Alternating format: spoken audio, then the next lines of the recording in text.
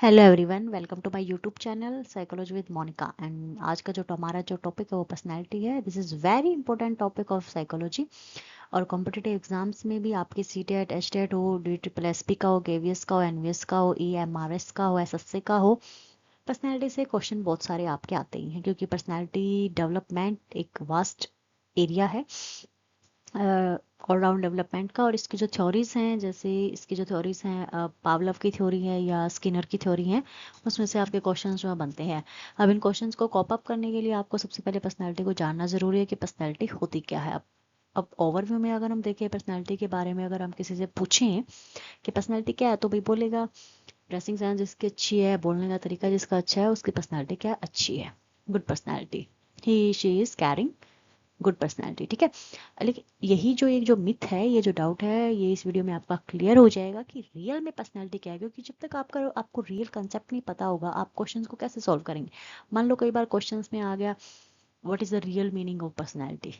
Personality is related two options में आपके आगे ड्रेसिंग सेंस, टॉकिंग प्लेजेंटली, या थिंकिंग, फीलिंग, एक्शंस, या आपका बहुत सारे।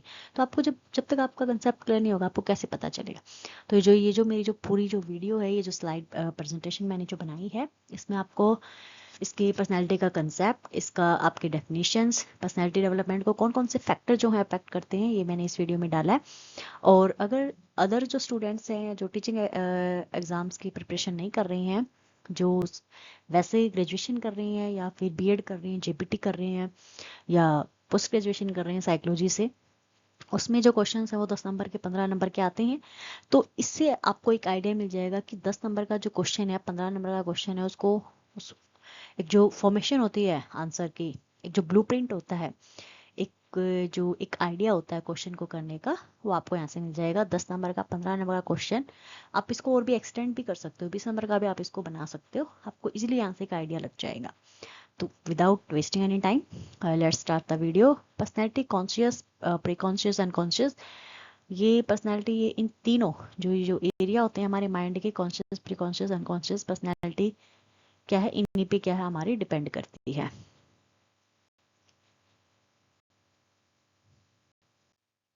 अब आगे जाने से पहले इसका जो ओल्ड ओवरव्यू है, इंट्रोडक्शन जैसे आप बनाएंगे क्वेश्चन में, इंट्रोडक्शन में आप एन ओल्ड ओवरव्यू करके डाल सकते हैं कि अब तक क्या चलता आ रहा है पर्सनैलिटी को लेके, क्या मिथ है, क्या मतलब जो पर्सन है वो इसके बारे में जानते हैं। तो एन ओल्ड ओवरव्यू में क्या होता है कि भाई for layer person the term personality is often understood in terms of being good looking, attractive, etcetera. जो इंप्रेशन जो क्रिएट किया जाता है पर्सन के द्वारा, जो उसकी जो टॉकिंग की जो एबिलिटी है, यानी वो दूसरों से प्लेजेंटली टॉक करता है, गुड लुकिंग है, तो हम क्या बोलेंगे उसकी जो पर्सनैलिटी क्या है, गुड पर्सनैलिटी। ये हमारा क्या है, एन ओल्ड ओवरव्यू रहा है, जैसा मैंने आपको अभी पहले बताया, ठीक है। इंट्रोडक्शन में आप ये डाल सकते हो, इसमें आप ऐड भी कर सकते हो कि इसमें आप इंट्रोडक्शन में आप पर्सनैलिटी और कुछ भी ऐड कर सकते हो कि भाई जिसका ड्रेसिंग सेंस अच्छा नहीं है, टॉकिंग मतलब प्लेजेंटली टॉक नहीं करता, उसकी क्या है, पुअर पर्सनैलिटी है। गुड पर्सनैलिटी, पुअर पर्सनैलिटी, ठीक है। अब why this meaning is not worthy, ये जो मीनिंग है ये वर्दी क्यों नहीं है, मीन्स वैलिड क्यों नहीं है, यूजफुल क्यों नहीं है, साइकोलॉजिस्ट क्यों नहीं मानते इस मीनिंग को वर्दी, ये हम यहाँ देखेंगे। क्योंकि साइंटिफिकली क्या है, ये ट्रू कंसेप्ट नहीं है पर्सनैलिटी का, बिल्कुल भी नहीं है।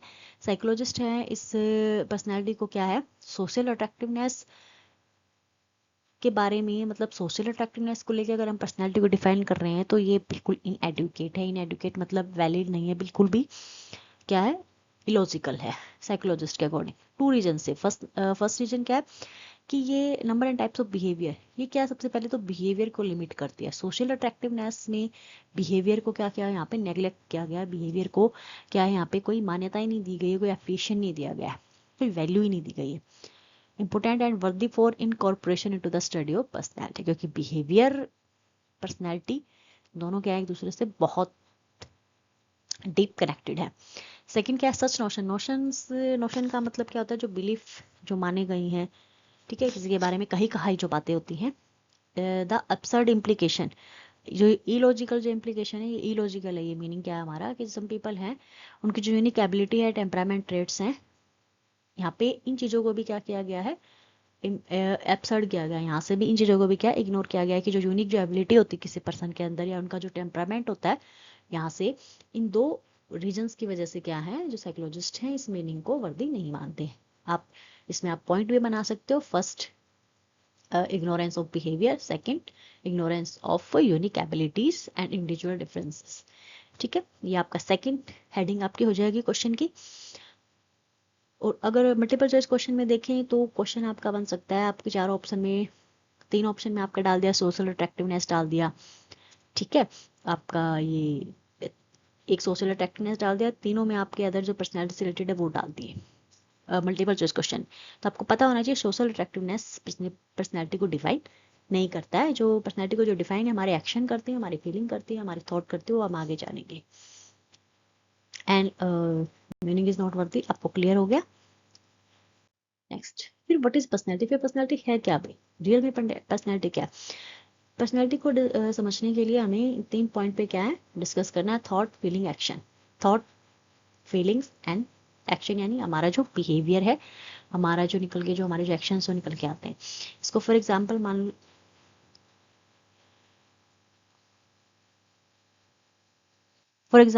मान लो आपके सामने कोई स्टिमुलस है, इन्वायरमेंट स्टिमुलस है, कोई ऐसा इवेंट होता है, या आपके सामने कोई पर्सन है, फॉर एग्जांपल कोई भी अगर आप एग्जांपल ले सकते हो, या आपके सामने कोई ट्रेजिडी हुई है, कोई इंसिडेंट हुआ है, तो सबसे पहले तो आप उस इंसिडेंट को लेके क्या करेंगे, आपके माइंड में थॉट प्रोसेस चलेगा, ठीक है, थॉट्स आएंगे बहुत सारे उस चीज को लेके, आपके माइंड में बहुत सारे क्या विचार आएंगे। फिर उस उन चीज़ों को लेके क्या फीलिंग आएगी, ठीक है, फीलिंग यानी इमोशंस आपके अंदर आएंगे। मान लो कोई ट्रेजिडी हुई है, आपके माइंड में थॉट्स आए, हाय ये क्या हो गया, फीलिंग्स आपकी क्या होगी, सैड होगी, आप शॉक हो गए।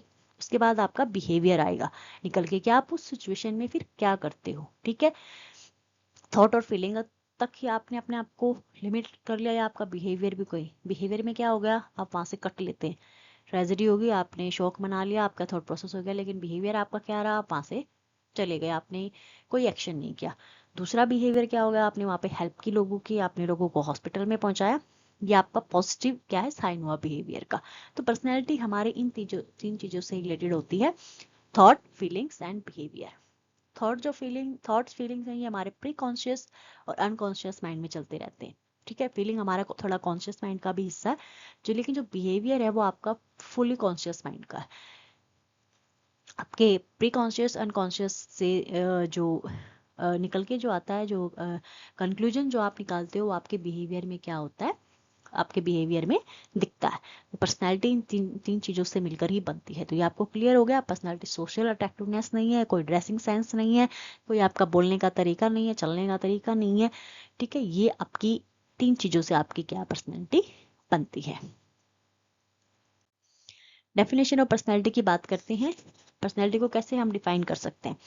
तो यहाँ पे टू नोशन है पर्सनैलिटी को डिफाइन करने के लिए। टू नोशन मैंने आपको बताया बिलीफ है, एक है इंडिविजुअलिटी, एक है कंसिस्टेंसी। इंडिविजुअलिटी क्या होता है कि ये क्या, it has been said that each of us in certain aspect like all other, मतलब हम क्या हैं, कुछ न कुछ एस्पेक्ट्स में हम दूसरों की तरह दिखते हैं, ठीक है, सबकी तरह दिख सकते हैं किसी एस्पेक्ट में, या फिर कुछ पर्सन्स की तरह दिख सकते हैं, या फिर किसी से भी नहीं दिखते। मतलब क्या है, कुछ हमारे अंदर कैरेक्टरिस्टिक्स ऐसी होती हैं जो सब में मिलती हैं। मान लो कुछ बेसिक मैनर्स हैं, वो आपके सब में दिखेंगे, ठीक है, आप भी करते हो, सब करते हैं वो चीजें, बेसिक मैनर्स हैं आपकी, जैसे बेसिक हैबिट है, आप खाना खाते हो, सब खाना खाते हैं, पानी पीते हो, सब पीते हैं। कुछ कैरेक्टरिस्टिक्स ऐसी होती हैं जो सब में नहीं होती, कुछ एक पर्सन में होती हैं, ठीक है। और कुछ ऐसी कैरेक्टरिस्टिक्स होती हैं जो सिर्फ आप में है, दूसरे किसी में भी नहीं। तो ये आपकी इंडिविजुअलिटी को क्या करते हैं, डिस्क्राइब करते हैं। तो पर्सनैलिटी यहाँ से इंडिविजुअलिटी को, कि आपका जो बिहेवियर जो आपका निकल के आया वो सिर्फ कैसा बिहेवियर है, दूसरों की तरह ही निकल के आया, या कुछ एक पर्सन्स जो आगे हेल्प के लिए आए थे उनकी तरह आपका बिहेवियर निकल के आया, या बिल्कुल ही आप उनसे आपने अलग बिहेवियर किया है। तो ये यहाँ से आपकी पर्सनैलिटी को क्या किया जाएगा, जज किया जाएगा।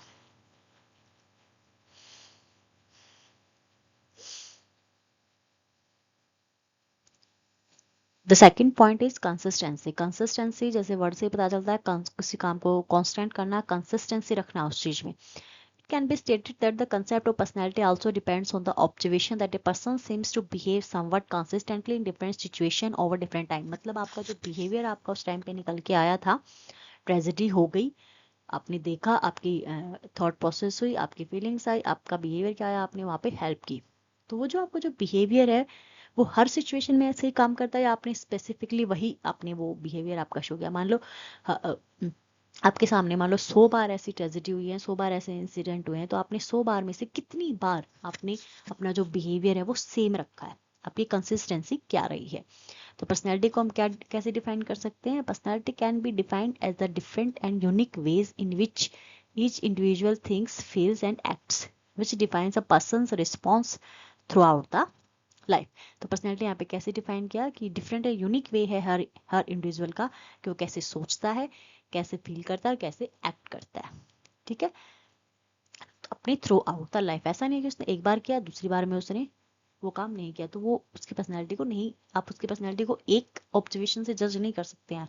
आपको उसका जो बिहेवियर है कंसिस्टेंट होना चाहिए through out the situation, through out the life. जैसे मान लो जो सत्यवादी हरिश्चंद्र जी थे, वो उन्होंने एक बार झूठ नहीं बोला था कि उन्होंने एक बार सच नहीं बोला था, सॉरी, एक बार सच नहीं बोला था कि उनको सत्यवादी बोल दिया, नहीं, उनका जो ये एक जो बिहेवियर था, उनकी जो एक कैरेक्टरिस्टिक्स थी, वो थ्रू आउट लाइफ रही थी। कोई भी सिचुएशन रही हो, उन्होंने ये जो उनका जो एक्शन था उन्होंने चेंज नहीं किया था, इसलिए उनकी जो पर्सनैलिटी कैसी बनी? सत्यवादी, जो हमेशा सच बोलते हैं।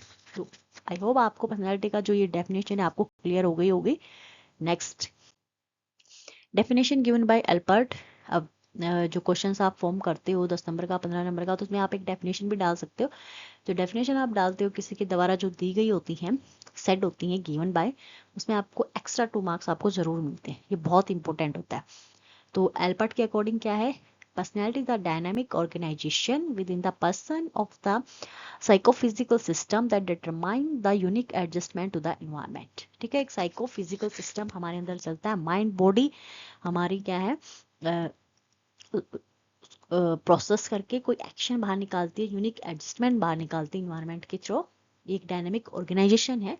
This suggest that there is an inner personality, हमारे अंदर एक इनर पर्सनैलिटी है, यानी कहते हैं ना आत्मा की आवाज आती है, सोल वॉइस जिसको बोलते हैं, जो इंडिविजुअल बिहेवियर को क्या करती है? गाइड एंड डायरेक्ट करती है। ये एल्बर्ट के अकॉर्डिंग ये जो पर्सनैलिटी की डेफिनेशन दी गई है। यहाँ पे कैरेक्टर और टेम्परामेंट को हम पर्सनैलिटी से जोड़ के नहीं देख सकते कि किसी का कैरेक्टर क्या है, किसी का टेम्परामेंट क्या है, ये दोनों चीजें क्या है हमारी अलग है।